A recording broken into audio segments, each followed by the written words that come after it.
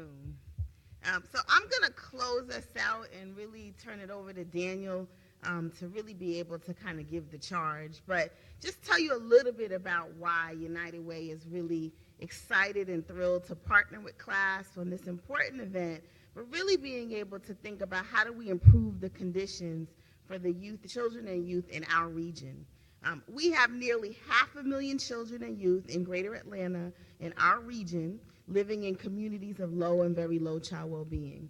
And for us at United Way, this is really about activating leaders to see this differently and to really put young people and children at the center.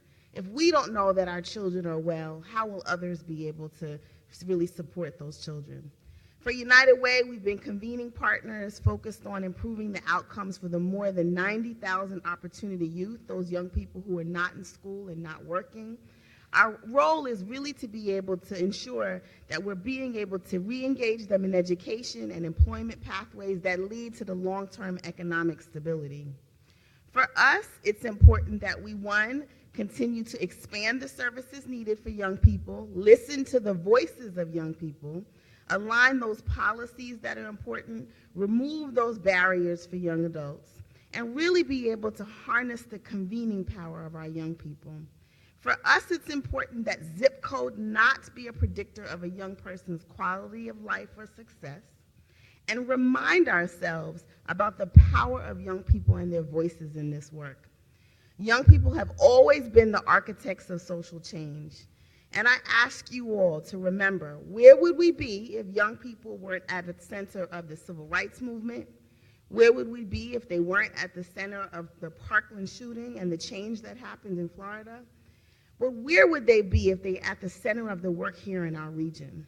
So I'm going to turn it over to Daniel, because I think for you all, this really comes from not just us saying it, but where do young people believe this work is, and just reminding us the power that young people have to make the difference in our community.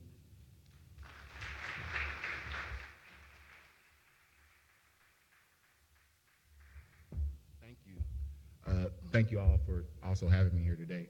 Just as Katrina said, it's our job to be intentional.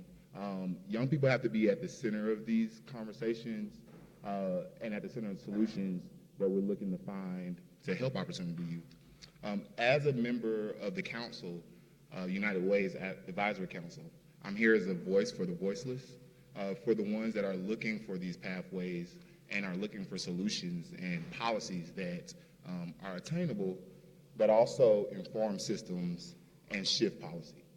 So again, I want to thank you all for allowing us to be here. Me as a young person myself and a portion of the advisory council with United Way.